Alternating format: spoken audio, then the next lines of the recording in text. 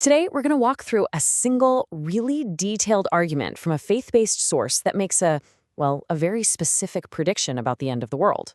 Our goal here is to simply explain the author's step-by-step reasoning and show you exactly how they connect these ancient prophecies to a very modern date. So let's not bury the lead. We're going to start with the author's final conclusion. It's a pretty startling claim, and it's the frame for this entire prophetic timeline we're about to explore. And there it is. The author's prediction, plain and simple, is that the end of the world and the second coming will happen before the year 2031.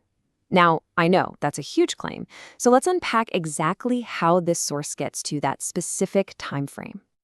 To get us there, the author builds their case in 4 clear stages. First, they ask the question, is the date even knowable?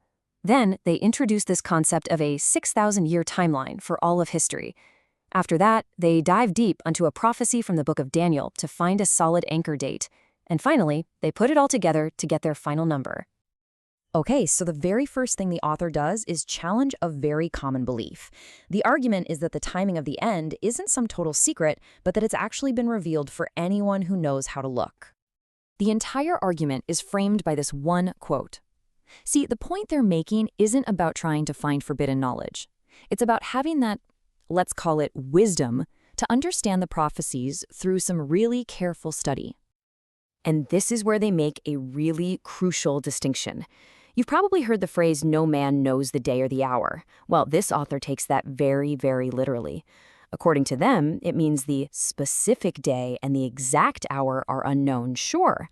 But the bigger time frames, like the year, the season, even the month, they argue those are totally knowable and have been revealed. And based on this verse, the author issues a pretty serious warning.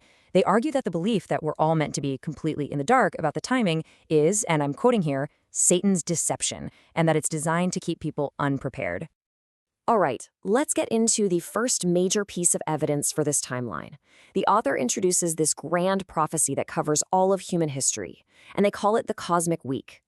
So this right here is the interpretive key. It's the decoder ring for the whole thing. The author establishes a prophetic formula. 1 prophetic day equals 1,000 literal years. This simple ratio becomes the mathematical foundation for their entire timeline. The way they see it, the 7 days of the creation week are a direct model for 7,000 years of Earth's history.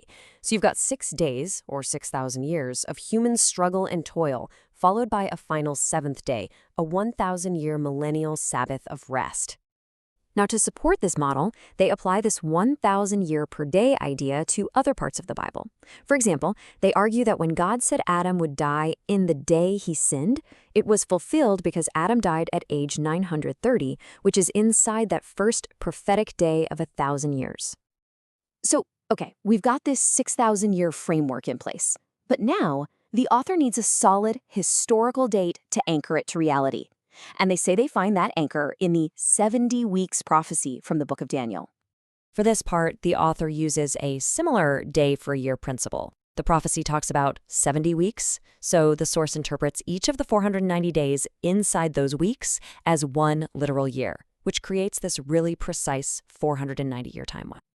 And this right here, this is the historical anchor the entire argument pivots on.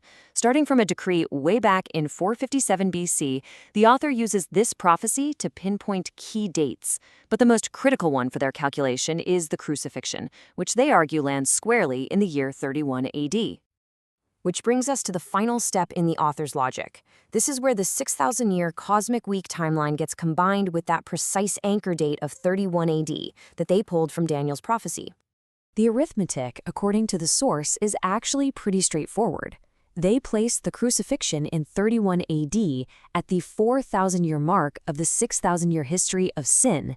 This leaves exactly 2,000 years left in the prophecy. So you take the anchor date, 31 AD, you add the remaining 2,000 years, and you arrive at the year 2031. And just like that, we've come full circle. Following this specific line of prophetic interpretation, the author concludes that the 6,000 years of human history are all set to conclude before the year 2031. So, to sum up the logic we just went through, the author's case really rests on connecting 2 huge prophetic ideas. First, you've got the 6,000-year timeline for human history. And second, you have them using the prophecy of Daniel to anchor that timeline to the specific historical year of 31 AD. And that brings us to a final thought. This source starts and ends with the idea that the wise shall understand. After seeing this incredibly intricate web of scripture, history, and math, it leaves you with a question. According to this argument, what exactly is the wisdom that's required to see this timeline? Is it faith? Is it scholarship? Or is it something else entirely?